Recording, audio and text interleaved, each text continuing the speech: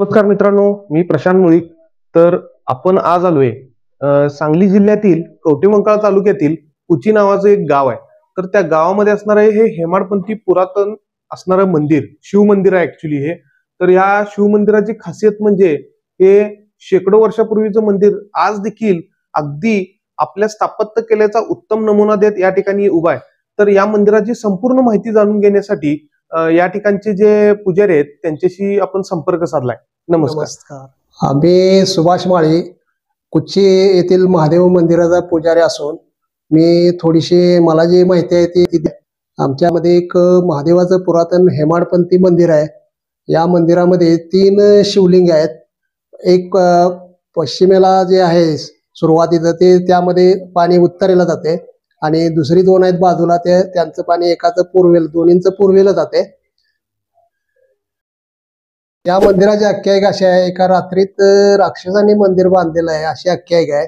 आणि तसेच इथं श्रावणामध्ये ही गर्दी असते 4 सोमवारी, तसेच महाशिवरात्रीला गर्दी असते आणि दिवाळीनंतर वैकुंठ चतुर्दशीला एक गर्दी असते उपवासाच्या दिवशी. तर सकाळच्या वेळेला असते थोडं उघडं पूजा होईपर्यंत आणि नंतर संध्याकाळचे दिवा लावायला तेवढं उघडं असते आणि सोमवारी वगैरे थोडा जरा जादा. मित्रांनो, मंदिरात प्रवेश केल्यानंतर आपल्याला सर्वप्रथम या ठिकाणचे हे जे महत्वाचं शिवलिंग आहे तर हे शिवलिंग दिसते. त्या शिवलिंगाचं वैशिष्ट्य आता त्यांनी सांगितल्याप्रमाणे या शिवलिंगाचं जे अभिषेक केलेलं शाळुंकीवरचं जे पाणी आहे ते उत्तर दिशेला वाहते मित्रांनो. आणि एकंदरीत आपण ह्या मंदिराचं स्ट्रक्चर जर बघितलं तर ह्या ठिकाणी आपण बघू शकतो त्या तोडी ज्या आहेत दगडाच्या ते एकमेकावर ठेवून त्यानंतर ह्या मंदिराची स्थापना करण्यात आली. हेमाडपंथी मंदिर मित्रांनो, ह्या हेमाडपंथी मंदिराची जेवढी बांधकाम आहेत खंड भारतात तर त्या बांधकामांचं एक वैशिष्ट्य आहे. तर हे वैशिष्ट्य जे राजा कृष्णदेवराय होते त्यांच्याकडे जो हेमाद्री नावाचा जो त्यांचा मंत्री होता तर त्या मंत्र्याच्या देखरेखीखाली आणि स्थापत्य कलेचा एक उत्तम नमुना म्हणून ती हेमाडपंथी शैली अस्तित्वात आली. आणि त्या हेमाडपंथी शैलीतली अनेक मंदिरं आपल्या दक्षिण महाराष्ट्र तथा सांगली, कोल्हापूर जिल्ह्यात वगैरे आपल्याला बघायला मिळतात. त्यांचं शासन ज्या ज्या ठिकाणी होतं त्या ठिकाणी अशा पद्धतीची मंदिर आहेत.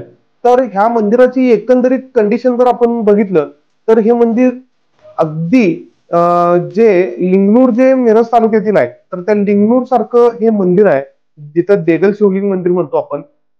तर त्या मंदिराच्या पूर्ण डॉक्युमेंटरी बद्दल देखील आपण खाली डिस्क्रिप्शन मध्ये त्याची लिंक दिली आहे व्हिडिओची.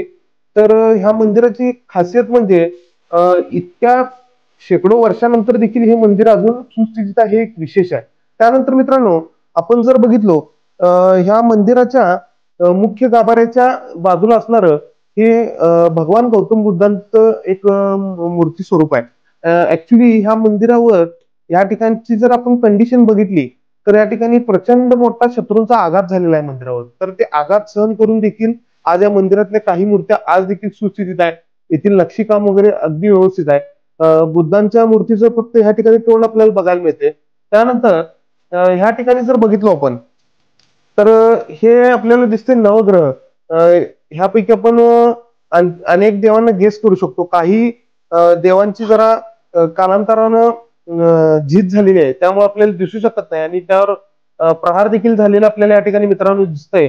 त्यानंतर आपण जर इकडे आलो मित्रांनो तर बघू शकतो आपण या ठिकाणची एकंदरीत जी स्थापत्य शैलीची किंवा कोरीव कामाची रचना आहे ती देखील एक अद्भुत म्हणायला लागेल. त्यानंतर ह्यामध्ये आतमध्ये जर बघितलो तर इथं देखील एक शिवलिंग आहे आणि ह्या शिवलिंगाचं जे शाळुंकीवर अभिषेक किंवा जे आपण पाणी पडते तर त्याचं जे प्रवाह आहे तो प्रवाह हा पूर्व दिशेला आपल्याला दिसून येतो. त्यानंतर आपण जर बघितलं गणपतीची मूर्तीचं एक आपल्याला या ठिकाणी प्रतिकृती दिसते. आपण गेस करू शकतो की ही गणपतीची मूर्ती आहे. ही देखील मूर्ती मित्रांनो शत्रूंनी भग्न केलेली आपल्याला या ठिकाणी दिसून येते. त्यानंतर इकडे जर बघितलो तर अनेक देवी देवतांची जे अखंड मूर्त्या होत्या त्यातले काही भाग या ठिकाणी आज देखील संवर्धित करून ठेवण्यात आलेत. आणि त्यानंतर आपण येथील जे खांब आहेत ह्या खांबांच्या आधारावर हे मंदिर आज देखील सुस्थितीत उभं आहे. त्यानंतर आपण जर बघितलं मित्रांनो या ठिकाणचं जे प्रत्यक्ष शिवलिंग आहे, तर हे शिवलिंग आणि माझ्या समोरच असणारं शिवलिंग हे अगदी समोरासमोर आपल्याला दिसून येतात. आणि या शिवलिंगाचं वैशिष्ट्य असं आहे, हे देखील साळुंकीवर पडलेलं पाणी हे पूर्व दिशेला जातं.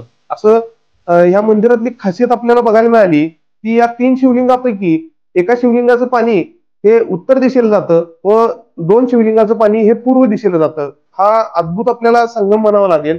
त्याचबरोबर आपण जर व्यवस्थित बघितलं तर ह्या शिवलिंगाची कंडिशन अशी आहे की शत्रूंनी या शिवलिंगावर देखील आघात केलेला आपल्याला दिसून येतो. त्यामुळं त्या शिवलिंगाचं भग्न झालेलं आपल्याला या ठिकाणी काही स्वरूप बघायला मिळतं. आणि एकंदरीत मित्रांनो बघितलं तर हे मंदिर आपल्याला अतिशय थंड वाटतं. आणि दुसरी गोष्ट म्हणजे या ठिकाणची जी ही कोरीव कामाची तत्कालीन जी शैली आहे ही देखील बघण्यासारखी आपल्याला या ठिकाणी. तर मित्रांनो, आपण जर ह्या मंदिराच्या वरच्या बाजूला जर बघितलं तर ह्या कमानीजवळ ह्या ठिकाणी एक असे 2 प्राणी दिसतात. तर ते प्राणी बऱ्याचशा हेमाडपंथी स्ट्रक्चर मध्ये बघायला मिळतात. आणि त्या प्राण्याला व्याळ नावाचा प्राणी येतो. तर तत्कालीन कोरीव कामात हे व्याळ प्राण्याचं हे चित्र दाखवलं जात असे. तर हा एक महत्वाचा विषय. त्यानंतर आपण त्या मंदिराच्या बाहेर विरगळ जाऊ. मित्रांनो, ह्या जर खांबावर बघितलं आपण तर प्रत्येक खांबावर असं एकदम कोरीव नक्षीकाम आहे. आणि या मंदिरात प्रवेश करताना जो पहिला उजवा हाताचा खांब आहे, तर या खांबावर मारुतींचं ह्या ठिकाणी हनुमानाचं आपल्याला कोरलेलं दिसते. त्याचबरोबर आणखीन एक वैशिष्ट्य आम्हाला या ठिकाणी बघायला मिळतं, ते ह्या ठिकाणी मंदिराचा मध्यंतरी म्हणजे मध्ययुगीन इतिहासात एक थोडासा जीर्णोद्धार झाला होता. त्यात ह्या ठिकाणी लिहिले चैत्र शुद्ध 15 1825 असं वगैरे लिहिलेलं आपल्याला या ठिकाणी दिसतंय. म्हणजे जवळपास 200 वर्षापूर्वी या मंदिराचा थोडासा जीर्णोद्धार देखील झालेला आहे. तर मित्रांनो, मंदिराच्या बाहेर असणारी ही विरगळ आहे. आणि ह्या विरगळीचं वैशिष्ट्य म्हणजे आज देखील सुस्थितीत आहे. मध्ये थोडा क्रॅक गेला विरगळीला या. तर खाली ह्या जर आपण बघितलं तर ही विरगळ आपण खाऊ शकतोय. तर या ठिकाणी जर आपण बघितलं, हा युद्धाचा प्रसंग आहे. आणि ह्या प्रसंगात ठिकाणी सैनिक शस्त्रास्त्र घेऊन युद्धात आपल्याला ह्या ठिकाणी दिसत आहेत. त्यानंतर ह्याचा जो वरचा टप्पा आहे, ह्या ठिकाणी देखील आपण जर ठिकाणी बाण किंवा तलवारी आपल्याला युद्धाना त्यानंतर तर ह्या युद्धात एक जर आंदोलनानंतर या ठिकाणी झाल्यानंतर त्यांनी थोडा केलेला आपसुतोय. आणि त्यानंतर वर बघितलं आपण तर ह्या ठिकाणी देवदूत देव ह्या जे विजयी लोकांनी असं देखील या ठिकाणी दिसतंय. ठिकाणी जे मेन लिंग आहे ते शिवलिंग देखील या ठिकाणी आपल्याला बघायला मिळते. अशा पद्धती विरगळ एकूण 2 विरगळ या ठिकाणी आपल्याला बघायला मिळाल्या. त्यापैकी एक विरगळ जी आहे ती संपूर्णतः भग्न अवस्थेत आपल्याला बघायला मिळाली. आणि ही विरगळ आज देखील सुस्थितीत आहे. मंदिर जीर्णोद्धाराच्या अपेक्षेत आहे. आणि एकंदरीत तुम्ही जर ह्या ठिकाणी कवटेमंकाळ तालुका जो आहे सांगली जिल्ह्यातील, तर त्या कवटेमंकाळ्यात असणारी कुची नावाचं आहे, तर यामध्ये मंदिर आहे. तुम्ही एकदा आमच्या सर्व व्हिडिओ पाठी तुम्ही आमच्या चॅनेलला करा, शेअर करा.